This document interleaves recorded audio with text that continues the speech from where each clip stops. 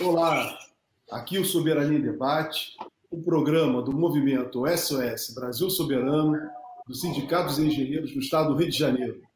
Hoje, com mais uma vez, teremos a oportunidade de tentar debater a soberania e o desenvolvimento. Mas, infelizmente, vamos tratar, né, do que sustenta o governo Bolsonaro, que é um governo da destruição e um governo que trabalha sistematicamente contra a soberania e o desenvolvimento do Brasil.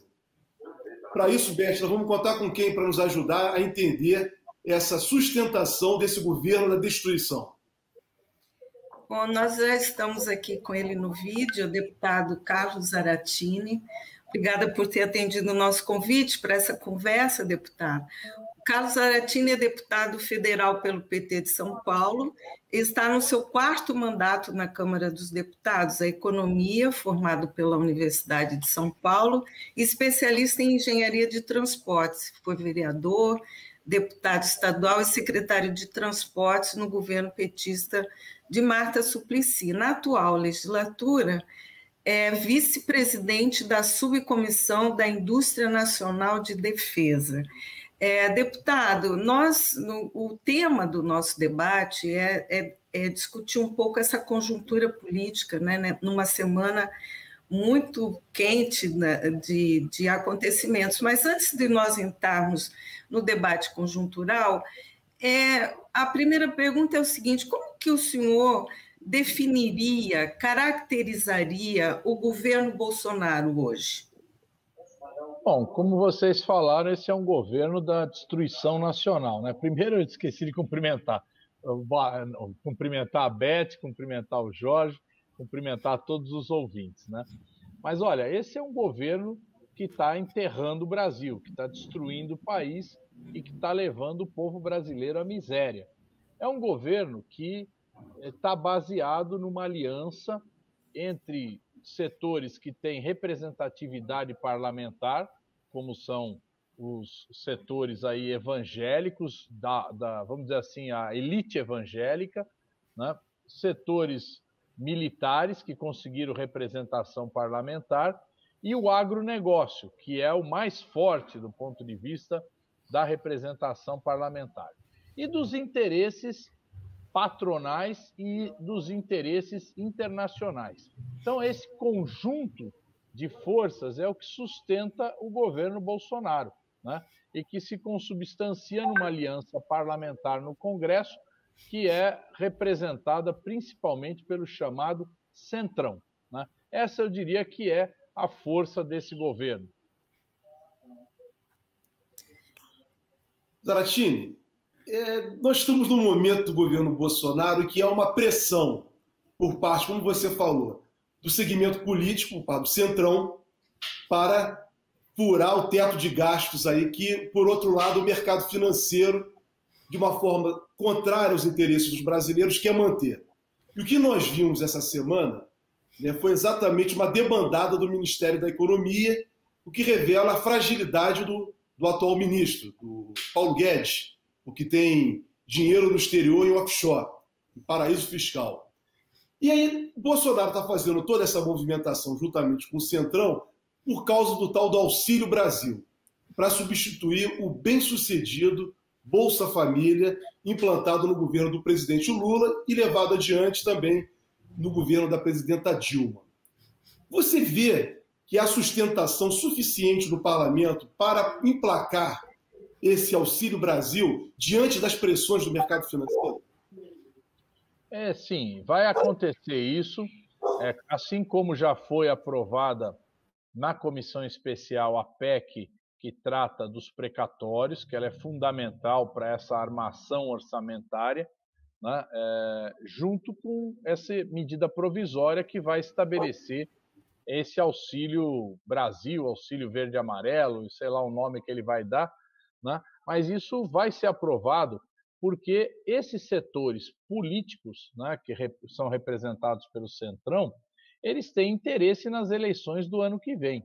E ninguém quer sair para a eleição do ano que vem carimbado como alguém que foi contra dar qualquer tipo de auxílio para a população brasileira num momento crítico como esse que nós estamos passando. Então, é evidente que vai se produzir um arranjo político que vai derrotar, nesse caso, esse setor financeiro que está representado aí pela equipe do Paulo Guedes, né, que não conseguiu sustentar e não vai sustentar. Aliás, eu diria para vocês, essa ideia do teto de gastos, ela é insustentável. Por quê? Porque ela impede o investimento público. Ela reduz tanto o investimento público que ela paralisa diversos setores. Vou dar um exemplo sensível, né? O setor militar. Né? O setor militar está com dificuldades enormes de manter os seus investimentos, e isso tem consequências políticas, né? Por conta do teto de gastos. Então é evidente que até o setor militar ele quer mudar essa situação, mudar essa política, que é uma política nociva para o Brasil. Então, eu acredito que esse primeiro confronto profundo que aconteceu e que levou à demissão da maioria dos membros da equipe econômica, isso vai continuar e vai se agravar, né? Porque o mercado vai ter que aguentar, né, vamos dizer assim, vai ter que ser leniente do ponto de vista desses gastos públicos que são politizados pelo Bolsonaro. Deputado, seguindo um pouco mais, antes de entrar no próximo tema, nesse debate do Auxílio Brasil, é uma boa troca substituir o Bolsa Família por esse tipo de auxílio que vai englobar 9 outros benefícios e que tem data marcada para acabar? Isso resolve o problema da pobreza e da desigualdade no nosso país? Olha, o Bolsa Família foi um projeto muito bem articulado e que articulava, inclusive, recursos do governo federal junto com as prefeituras. Quem foi o grande responsável por montar o CAD único, o Cadastro Único do governo federal? Foram as prefeituras. Pelo que a gente está vendo, as prefeituras vão ficar fora dessa articulação, porque as pessoas vão se cadastrar no CAD único através de aplicativos, como foi feito no auxílio emergencial. Então, essa situação ela se torna muito desorganizada, né? Segunda coisa, esse novo auxílio vai ter um período determinado, vai até o final do ano que vem, o que é um absurdo, porque ela tem que ser uma despesa continuada, né? Tem que estar garantida por um tempo indeterminado, até que se resolva ou que se minimize a situação de miséria no Brasil, né?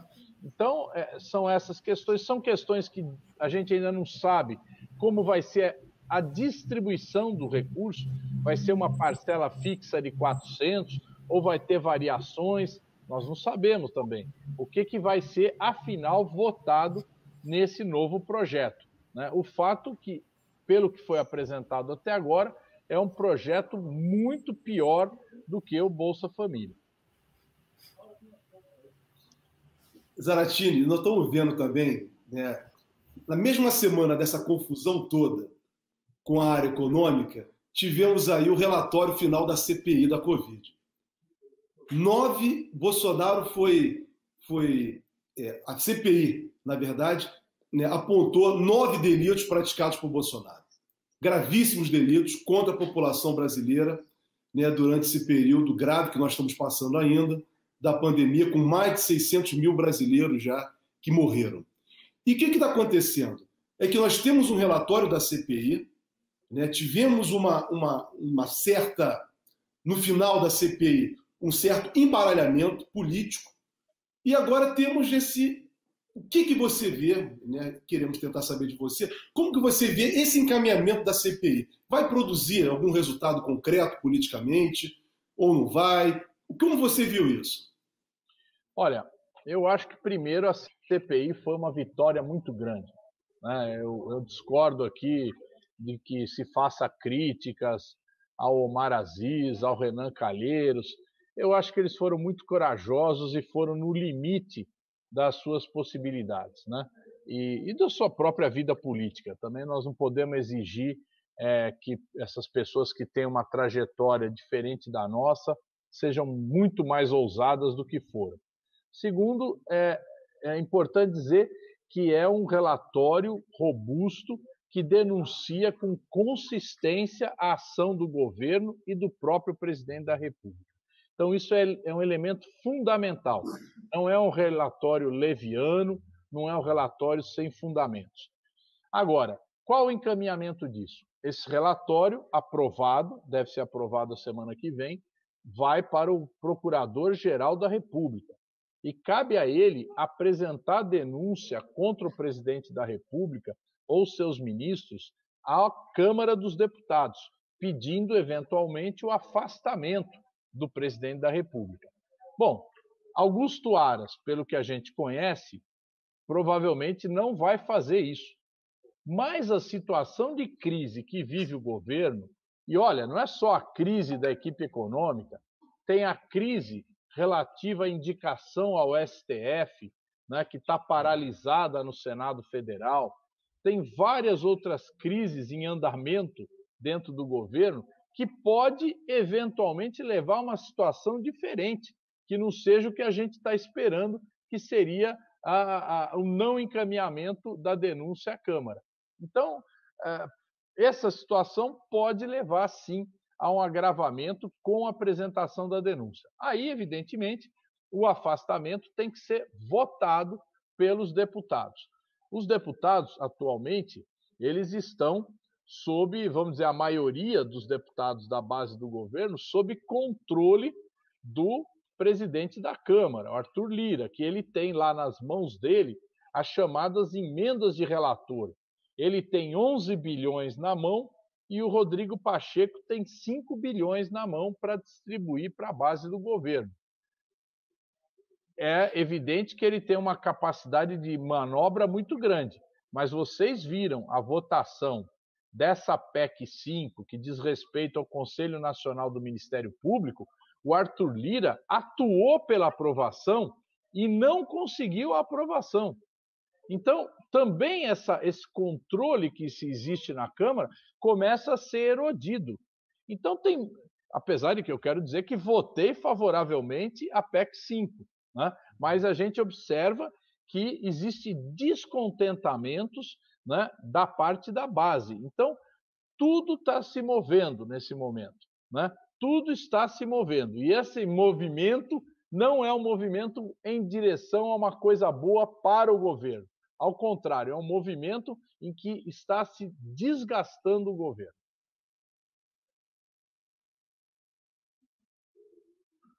Esse desgaste do governo, que inclui inclusive a família do presidente, né, e o selo da corrupção, isso é uma novidade também, né, porque embora as fake news, as redes sociais, elas transmitam outras verdades aí para milhões de brasileiros, né, usando até financiamento internacional, essa questão do selo da corrupção e que a CPI da Covid bem explicitou dos esquemas de corrupção criminosos até na aquisição de vacinas, na negociação, nas propinas, isso é um elemento que pode ficar e pode aumentar talvez o apoio ao impeachment do presidente?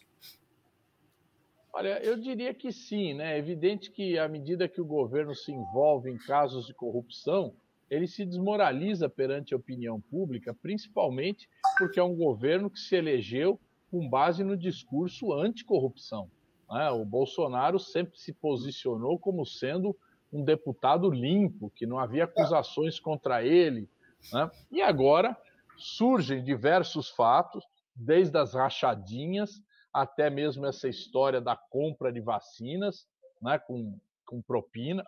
Tudo isso desgasta o governo de uma forma incrível, né? Então, é evidente que essas denúncias têm colaborado para desmoralizar o governo e retirar dele a capacidade de afirmação. Então, é importante que essas denúncias, inclusive, continuem sendo investigadas para que a gente possa ter uma real situação do que representa esse governo para o Brasil. Zaratini, agora eu quero tocar contigo num ponto. Você falou aí agora da corrupção, que a CPI ajudou a desvendar, como a Beth bem levantou. Um dos agentes, né, que apoiam o governo Bolsonaro são os militares. O Centrão, que você falou, é a ala evangélica, né, esses deram apoiamento, e os militares também. E durante a CPI da Covid, né, foi desmistificado, né, que o envolvimento dos militares com a corrupção, que foi apurado no Ministério da Saúde, que está sob investigação. Então eu queria saber de você, como você vê hoje, nesse momento, o papel dos militares, porque eles até antes do 7 de setembro, inclusive participaram, né, de uma, se eu não me engano, de uma marcha em Brasília, utilizando tanques e outras coisas mais. Né? Aí veio o 7 de setembro, que o Bolsonaro prometeu que iria dar um golpe anunciado, que não saiu esse golpe. Então eu queria saber de você, como você vê essa situação dos militares. Olha, eu acho que os militares entraram numa fria, né? Eu digo isso à corporação militar, porque evidentemente que os 6 mil, 7 mil militares que estão nomeados em cargos do governo estão numa boa, porque eles têm o salário dele de militar e acumula com o salário do cargo que eles estão ocupando.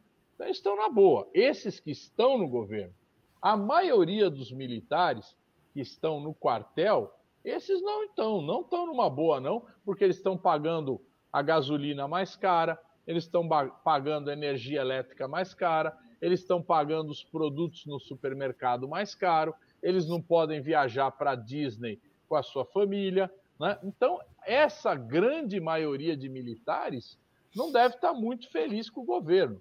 E deve estar vendo que aqueles 6 mil, 7 mil militares que estão lá no governo estão se refastelando e, inclusive, se envolvendo em casos de corrupção. Além disso, demonstrando uma grande incapacidade administrativa.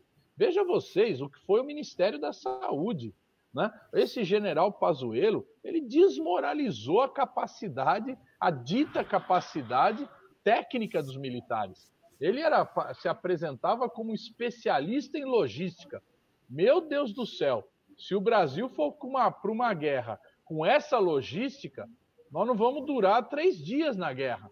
Então, é de começar a se preocupar com, de fato, o que acontece com esses militares. Quer dizer, que anos e anos se preparando e quando se precisa deles, quando eles estão colocados à prova, eles demonstram uma incapacidade tão grande. Então, realmente é muito triste o que a gente está vendo e eu acredito que está levando boa parte dos militares a uma reflexão sobre qual é o seu papel no país. E tanto também do ponto de vista da sociedade, que fica se perguntando para que tanta gente, tantos militares, tanta gente para fazer esse papel que foi feito.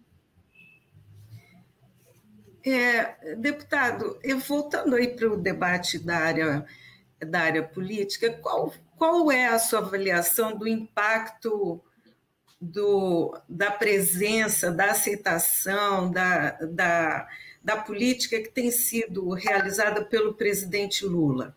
Qual é o impacto dessa ascensão e dessa aprovação, né, que o presidente Lula volta a ter na definição dessas políticas atuais do Auxílio Brasil, do apoio aos caminhoneiros, né? Hoje o ministro Guedes já anunciou uma ajuda, né, um subsídio aos caminhoneiros que dizem que são os que transportam o alimento para a casa das pessoas.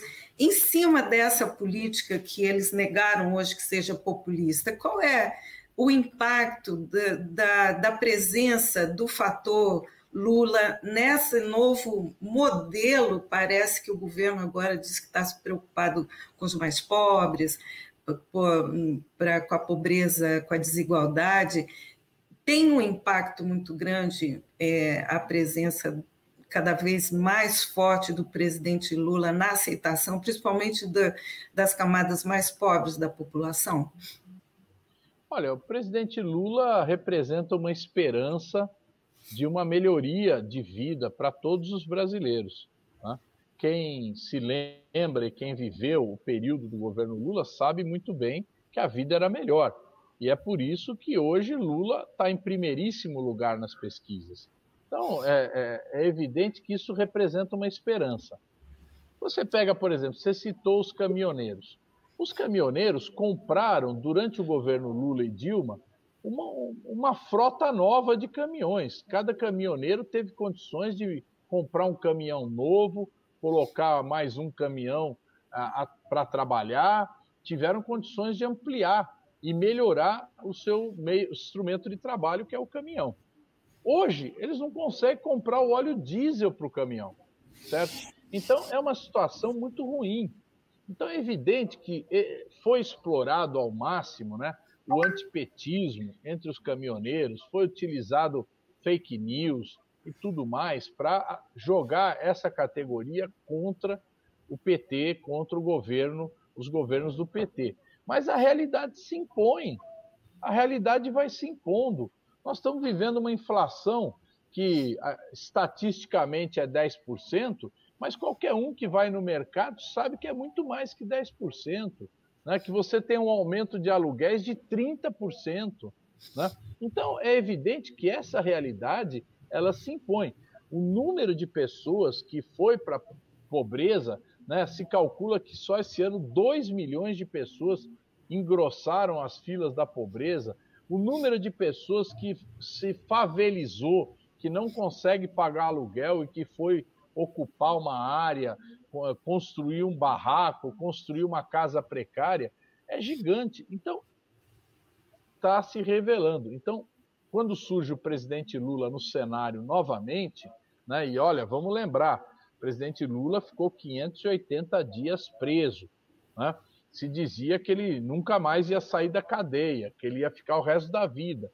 E hoje ele volta à cena política, né, com grande capacidade de articulação e com propostas para o Brasil, né, com ideias de fazer que o Brasil retome a sua capacidade de crescimento econômico, que volte a ter a distribuição de renda, certo? E que o Brasil se afirme perante os outros países na sua soberania, na sua capacidade de ser um grande país, que ele é, que o Brasil é um grande país, mas que está completamente desmoralizado como no cenário internacional. Então, está na hora realmente do Brasil voltar a ter a sua capacidade de afirmação, tanto internamente como externamente.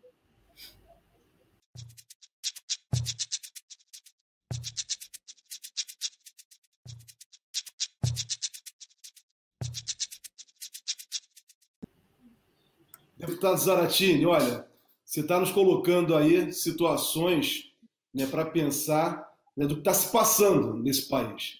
Né, quando a Beth traz agora para esse debate aqui, na qual nós estamos falando, questionando, né, o governo Bolsonaro, né, eu fico aqui comigo pensando como é ser deputado num parlamento, né, da bancada progressista, que é minoria.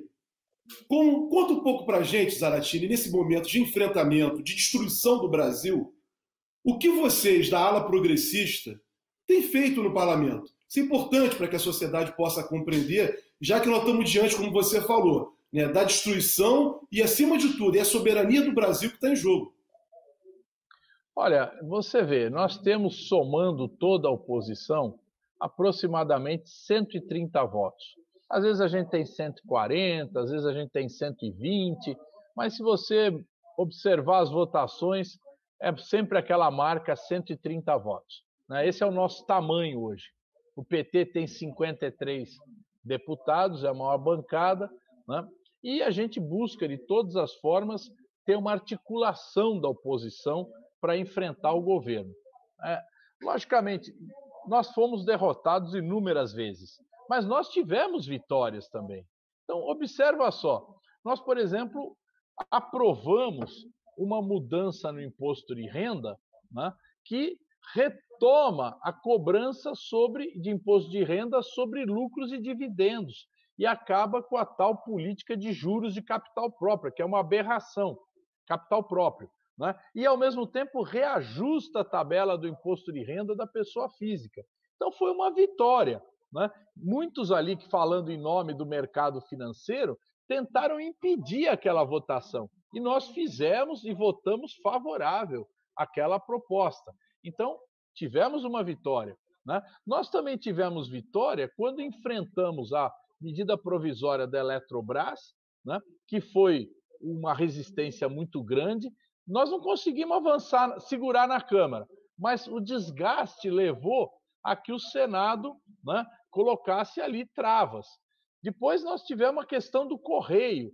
Nós perdemos na Câmara, mas está parado no Senado. Então, tem vários projetos que a gente conseguiu segurar, resistir à medida provisória que tratava de desmonte, mais um desmonte da CLT. Nós conseguimos travar no Senado, mas seguramos bastante tempo na Câmara. E agora, recentemente, um projeto da minha autoria com a bancada do PT, nós aprovamos o subsídio no gás de cozinha, no botijão de gás, né? E foi uma aprovação unânime na Câmara dos Deputados e unânime no Senado.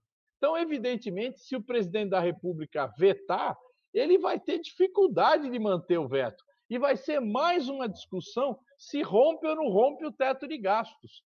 Então, você vê, nós do PT e a oposição, de modo geral, temos enfrentado o governo, né? E apesar de estarmos em minoria, em vários momentos a gente consegue flanquear e segurar essas loucuras. Agora mesmo, a proposta da PEC 32, da reforma administrativa, ela já foi desossada, vamos dizer assim, né? Já tiramos muita coisa na proposta que está para ser votada no plenário, e o próprio governo já chegou à conclusão que não tem votos para aprovar.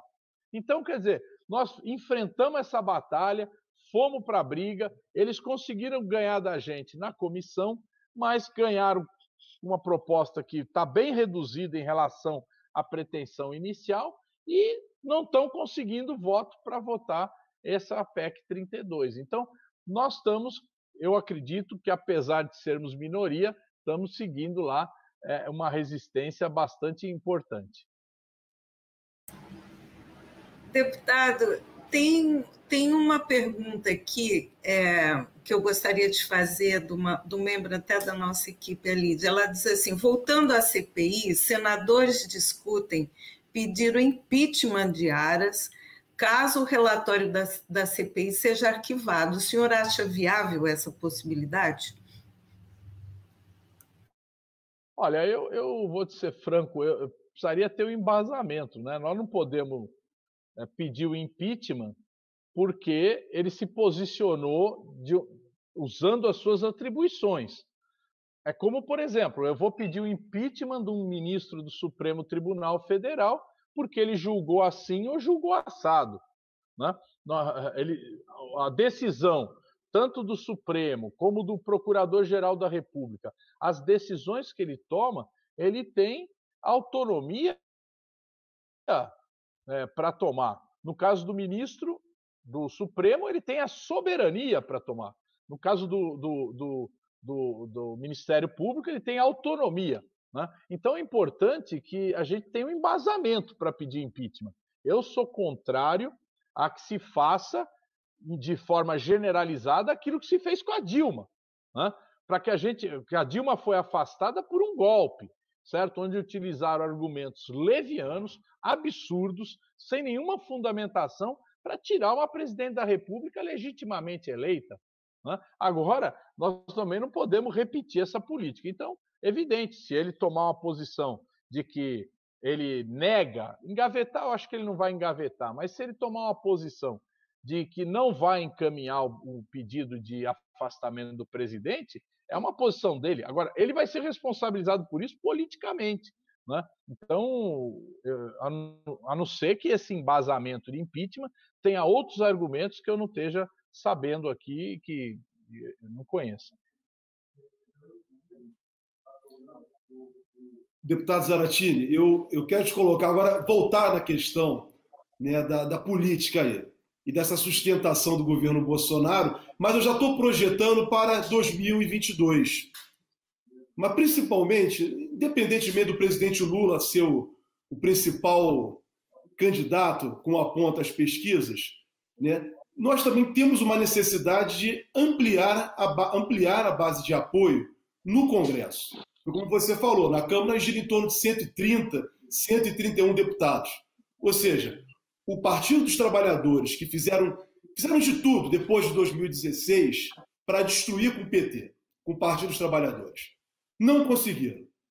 Tanto é que o PT resistiu em 2018, em 2016 e em 2018 conseguiu, com tudo que fizeram com o antipetismo, conseguiu fazer a maior bancada de deputados federais. A maior bancada foi do Partido dos Trabalhadores. E muita gente do campo progressista critica, o PT não teve, a esquerda não teve uma vitória. Teve uma vitória sim. Porque, pelo que a extrema-direita, e principalmente, né, o mercado financeiro, né, a direita conservadora preparou no Brasil, era para não ter deputado nenhum.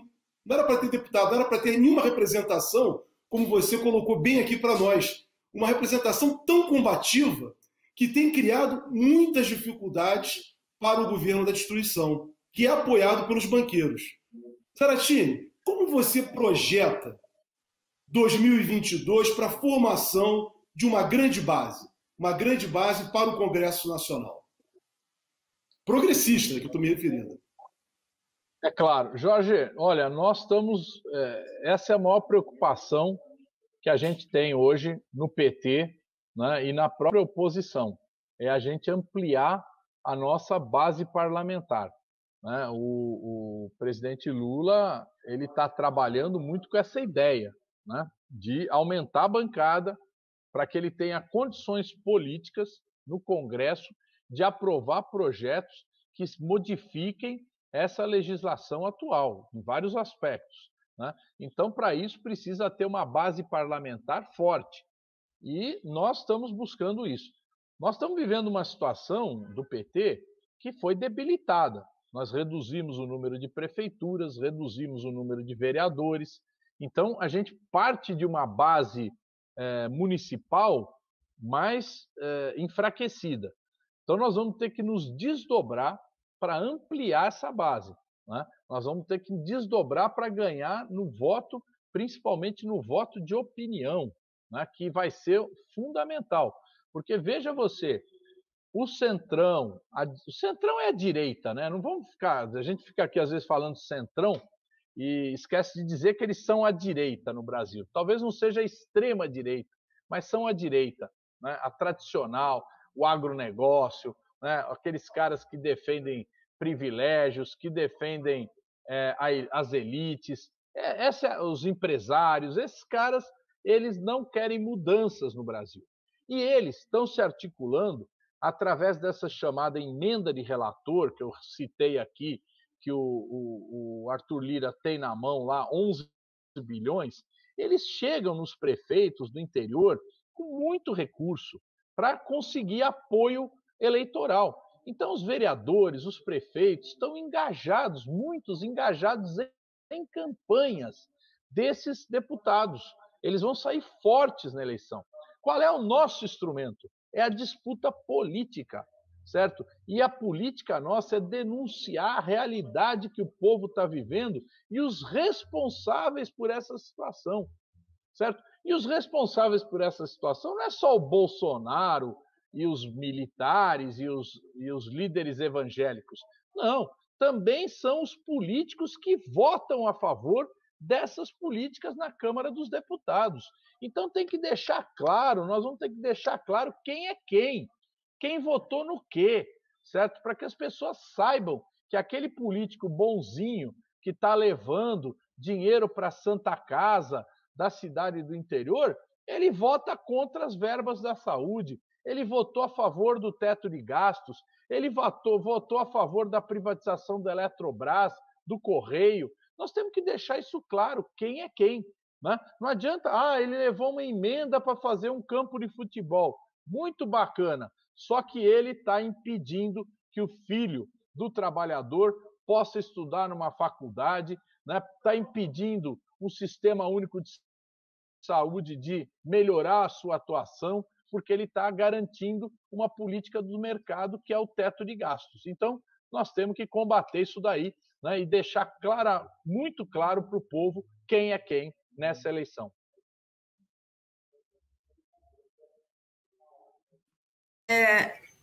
Continuando nesse tema das próximas eleições, nós temos um grande desafio realmente nesse período, e aqui no nosso programa a gente sempre tenta fazer um desenho um pouco para o futuro, né?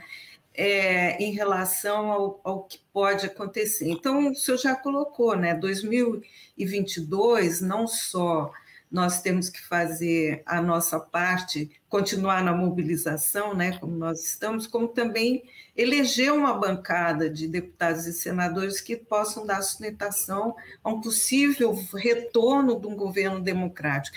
Mas, nesse governo democrático, quais seriam as medidas emergenciais que deveriam ser tomadas para minimizar ou recompor a nossa soberania, o nosso desenvolvimento, diminuir a desigualdade? Como o senhor bem falou, a PEC do teto de gastos botou uma política neoliberal dentro da nossa Constituição, né? Então, o primeiro movimento já se fala em um referendo revogatório. Quais seriam, no seu modo de ver, esse desenho para um futuro mais soberano e menos desigual do Brasil? Olha, eu acho o seguinte, essa política do teto de gastos, ela é uma política que está afogando o país, que está colocando uma cangalha nas costas do país, sabe? Está impedindo o Brasil de se desenvolver. O governo está desorganizando toda a estrutura governamental. Nada mais funciona nesse governo, né? Então, é evidente que nós temos que tomar medidas, em primeiro lugar, reestruturar o orçamento, né? Reestruturar o governo e ter políticas objetivas para o desenvolvimento. Então, política de investimento público em setores fundamentais, como são as rodovias, portos, aeroportos, o setor do petróleo e gás. Nós precisamos restabelecer o desenvolvimento nesses setores e precisamos, principalmente, restabelecer a renda do povo brasileiro. Como essa geração de empregos ela não se dá de uma forma tão rápida, nós vamos ter que acelerar, né, o programa de aceleração de emprego. Para acelerar o emprego, eu preciso ter renda, certo? O povo precisa ter renda, precisa ter consumo, né? Então, eu acredito que nós devemos ter um programa de renda básica vigoroso por 2 ou 3 anos para que a gente possa restabelecer a geração de empregos no país. Deputado Zaratini, eu acho que o senhor foi até generoso. Disse que nesse governo nada funciona. Eu diria mais, nada nesse país funciona, não é só no governo. Infelizmente, Zaratini, porque depois de Temer, depois do golpe contra a presidenta Dilma, iniciou-se um processo de destruição nacional, que culminou exatamente com esse governo fascista que está no poder. Ele não nega que é um governo fascista, nunca negou. Ele sempre defendeu a tortura, ele sempre se colocou a favor da ditadura. Então, quer dizer, ele nunca escondeu a sua opção. Essa foi uma eleição, uma escolha melhor, da elite brasileira por Bolsonaro contra um projeto de desenvolvimento, um projeto popular e democrático. Então, nós temos a destruição do Brasil. Mas o que eu quero colocar para você, deputado Zaratini, é o seguinte: diante desse quadro de destruição da soberania do Brasil, diversas medidas foram tomadas do governo Temer e durante o governo Bolsonaro. O senhor citou aqui várias.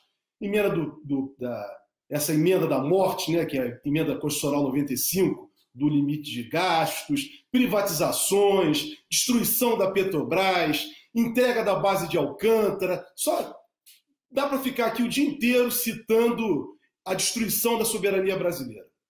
A Constituição do Brasil, né, no seu artigo 14, estabelece a democracia direta. Nós temos a democracia direta e a representativa, na qual o senhor é o nosso representante. O senhor nos representa, o senhor representa os movimentos populares, as forças progressistas e democráticas. O senhor e outros deputados e senadores desse mesmo campo. Mas a Constituição diz que isso não é suficiente, não basta só deputados. Também temos o mecanismo do plebiscito e do referendo. Como que o senhor vê a utilização do plebiscito e do referendo diante do que nós vamos propor adiante e do que já foi feito para revogar, já que está previsto na Constituição, deputado? São instrumentos que nós utilizamos pouco no Brasil, né? Praticamente, eu acredito que uma ou duas vezes aí, e que a gente utilizou essa política de participação direta da população através de voto, né? Porque também aí é um voto. Mas existe também a participação direta através de você abrir os instrumentos de governo, principalmente do executivo, para que o povo possa participar através de conselhos, como nós temos os conselhos na área da saúde, né? Nós tivemos, durante o governo Lula principalmente, a iniciativa de diversos conselhos temáticos que ajudavam o governo a elaborar suas políticas públicas. Então, e isso mobilizava. As conferências de cultura, né, foram grandes formas de mobilização e de debate, né, daquilo que as pessoas interessadas, preocupadas com o assunto tinham. As conferências de saúde foram fundamentais para elaborar a política de avanço do SUS. Então, essas questões, essas formas de participação, nós evidentemente vamos ter que abrir. Nós precisamos aprofundar a democracia no Brasil. Aprofundar a democracia não quer dizer o povo votar de 2 em 2 anos. É importante, mas nós precisamos aprofundar a democracia na participação dos governos, né, em que a população possa opinar a todos os momentos, né? Seja através, como você falou, de referendos e plebiscitos, ou seja também na forma de uma participação através de conselhos, né, representativos que podem ser rapidamente mobilizados em qualquer tema que a gente tiver realmente interesse. Mas, Aratino, eu queria voltar nesse ponto para colocar para você a seguinte questão. Como você bem colocou, quer dizer, nós temos pouca prática no Brasil de algo que está previsto na Constituição. Na verdade, né, falando com sinceridade, as instituições acabaram sequestrando para elas, né, o comando da democracia. Tiraram do povo. O povo só serve para votar. Nós aqui, no SOS Brasil Soberano, né, temos como base a soberania popular. Essa, para nós, é a soberania. E nós estamos aqui no próprio movimento, né, no Sindicato dos Engenheiros do Estado do Rio de Janeiro, né, pensando que num governo futuro, progressista, do presidente Lula, por exemplo, a partir de 2023, se é possível nós estabelecermos, por exemplo, chamarmos a população brasileira para discutir a revogação da emenda constitucional que limita os gastos na área social. Quer dizer, isso é incompatível com o interesse da população. Então, quer dizer, o povo não falou sobre isso. Quem deliberou sobre isso foram 513 deputados e 81 senadores. E depois 11 ministros do Supremo Tribunal Federal que referendaram esse ato. Quer dizer, o povo brasileiro não pôde participar. Não está participando em algo que é prejudicial a ele. Os banqueiros estão com carta branca para receber os juros da dívida pública. Aí não tem limite de gastos. Mas para gastar dinheiro em saúde, dinheiro com educação, até mesmo com benefício social, não pode gastar dinheiro. Então, como você vê que é possível politicamente nós fazermos um arranjo num governo progressista para submeter isso a um plebiscito, ou melhor, um referendo? É possível, Zaratini? Você acredita nisso? Olha, é possível, não tenho dúvida nenhuma. Agora, vamos lembrar uma coisa. Tanto o referendo como o plebiscito, eles têm que ser convocados pelo próprio Congresso Nacional. Pelo próprio Congresso Nacional, Isso. certo? Então, é necessário, é fundamental que haja um movimento popular no sentido de que o Congresso aprove. Olha só o Chile, certo? Foi o povo nas ruas que obrigou uma convocação de uma constituinte no Chile. certo? E aquela mobilização levou a uma constituinte paritária, homens e mulheres, né? Levou à representação dos índios de forma independente, levou a uma votação separada da votação congressual. Então, de fato, foi uma Assembleia Constituinte, está sendo, né, no Chile, uma Assembleia Constituinte como deve ser, né, com realmente uma exclusividade de atuação. Nós aqui no Brasil, mesmo em 88, nós tivemos um Congresso que se transformou numa Assembleia Constituinte, né, onde os senadores, que são 3 por estado, se transformaram em constituintes. Então, não houve uma representação efetiva do povo. Não estou discutindo aqui os resultados da Constituição de 88, estou discutindo o método. Né? Então, da mesma forma, para que a gente tenha esses plebiscitos ou referendos que você propõe, né, é necessário que a gente tenha mobilização para exigir que eles aconteçam. Essa mobilização ela tem que acontecer. Então, o movimento social, o movimento popular, o movimento sindical tem que se organizar em torno de uma plataforma. Porque também eu não quero fazer um plebiscito para perder, certo? Claro. Acho que nem você. Nós queremos um plebiscito para ganhar. Então ele tem que ser quente, né? Ele tem que ser quente, ele tem que ser mobilizador. Ele não pode ser uma coisa em que a gente faça burocraticamente, né? Nós precisamos, para que ele aconteça, mobilizar as forças políticas progressistas para que elas mobilizem o povo e a gente consiga ter um resultado efetivo e o resultado do referendo ou do plebiscito ser realmente positivo.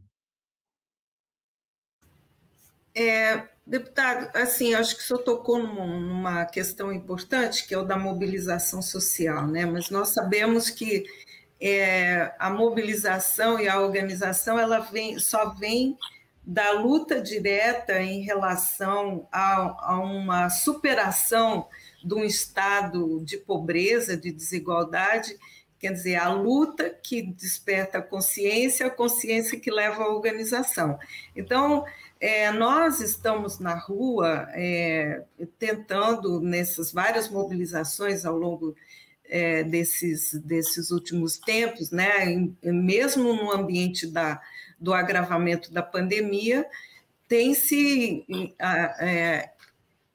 trabalhado com uma mobilização social e se prevê agora para novembro, talvez no dia 20, que está para ser estabelecido, no Dia da Consciência Negra, uma nova mobilização nacional pelo Fora Bolsonaro. Então, qual seria o papel nosso, do movimento social? É continuar na rua? É implementar essas mobilizações? É desenvolver um estado de organização? Como que o senhor vê essas mobilizações de rua? Elas são um fator fundamental, não só agora, mas talvez no ano que vem todo, até na possível eleição de um presidente, né, até que se faz uma crítica, né, que durante o governo Lula e Dilma o movimento social se desmobilizou. Qual é o papel, então, das forças políticas e sociais nas ruas, neste momento e no futuro? Olha, eu acho que a gente tem que, em primeiro lugar, continuar a mobilização. Nós não podemos parar, nós temos que continuar botando o bloco na rua, né? Essas mobilizações, a tendência é elas aumentarem, né? Nós não podemos ter aqui, às vezes por uma desarticulação política, por um desentendimento ou outro, se desanima, mas nós não podemos desanimar. Nós temos que ter clareza do que a gente quer, né? E para a gente ganhar essa parada, nós não vamos ganhar só eleitoralmente, nós precisamos ganhar, inclusive, mobilizando o povo.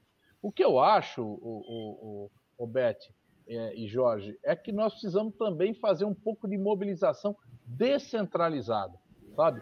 Eu acho que às vezes a gente se fixa muito nessa ideia de grandes manifestações e deixa de lado fazer muitas pequenas manifestações, sabe? Eu acho que talvez o movimento, isso é uma opinião pessoal minha, né? Eu não participo da organização das manifestações, mas a minha opinião talvez fosse importante a gente ter muitas pequenas manifestações em vários lugares, de forma que a gente envolvesse mais gente.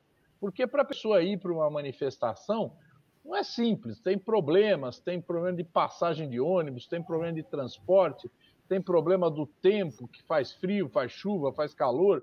Enfim, tem um conjunto de questões que muitas vezes não levam à mobilização, mas nós precisamos chegar junto, é lá onde o povo está, certo? Que às vezes não vai para onde a gente quer que ele vá. Então a gente tem que ir lá, né? Os agentes políticos, os mobilizadores têm que fazer o seu trabalho e estar em todos os cantos do país, né? Nas pequenas cidades, nas grandes cidades, nos bairros mais afastados. Zaratini, realmente a resistência, né? Pode ser essa resistência de uma forma, uma grande manifestação, mas também isolada em grupos, diversos grupos. Nós temos constatado aqui, né, que essa resistência é muito forte da periferia, né, no campo. Então, há uma resistência contra esse governo da destruição. Então, isso vai ficar muito claro. Quer dizer, o Brasil não está parado, né? Ao contrário do que a classe dominante brasileira quer passar, que não há luta de classes, né, que as pessoas estão satisfeitas, não é verdade. A luta de classes está acirradíssima no Brasil, né? O que falta, talvez, nesse momento, é uma coordenação, né, para poder tentar entender o que está se passando no entorno. Né? Talvez essa seja uma crítica construtiva para se compreender o atual período que nós estamos passando. Quer dizer, a carestia nesse país é insuportável. Insuportável. Ninguém consegue comer, as pessoas estão passando fome. Estão pedindo comida, esmola nas ruas. Então a situação nossa é muito difícil. Corte de direitos sociais, né, corte de direito previdenciário. Então é uma situação muito dura. Esse programa com você foi e está sendo muito importante, porque é a possibilidade que nós aqui do SOS Brasil Soberano estamos tendo, né, para discutir dentro do tema da soberania, compreender o que está se passando no parlamento. O que vocês aí no parlamento, principalmente você que é da representação progressista e popular, está vendo, né, e poder nos transmitir que há resistência por parte de vocês, como você bem demonstrou hoje nesse programa. Vocês sendo uma bancada minoritária, têm criado muitas dificuldades para o capital financeiro. Muita dificuldade. Não é só para que o Bolsonaro e o Guedes é a representação do capital financeiro que destrói o Brasil. Esse ultraliberalismo. Então, Zaratini, o tempo contigo aqui, né, passou rápido.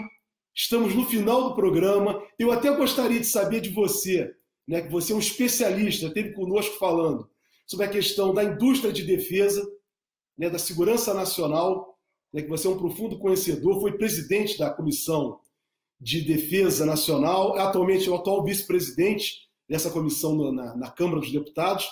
Então, eu até gostaria de ter a oportunidade de poder ouvi-lo, o que se está passando, projetando para essa situação tão importante para o Brasil, que é a questão da indústria de defesa. Mas não defesa para reprimir o povo. Defesa para assegurar a soberania e o desenvolvimento do Brasil. Mas o tempo passou muito rápido, Beth. Muito rápido. Zaratini, queremos ouvir esse... Por favor, fique à vontade. Eu queria agradecer vocês, né? Agradecer o Sindicato dos Engenheiros, o Movimento SOS Brasil Soberano, agradecer a Beth, agradecer ao Jorge por essa oportunidade, né? E dizer a você, Jorge, que nós vamos estar realizando na Comissão de Relações Exteriores e Defesa Nacional, no próximo dia 27, certo? Que é quarta-feira, às 9 horas da manhã, uma audiência pública para discutir a questão dos programas de equipamento militar, a começar do submarino nuclear, né, e todos os outros programas. Nós convocamos os comandantes militares e eles estarão lá na próxima quarta-feira.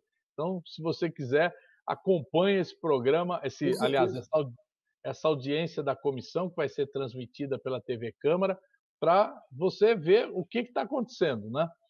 E agradecer vocês essa oportunidade, deixar aqui um grande abraço e vamos para a luta que eu tenho certeza a gente vai ser vitorioso.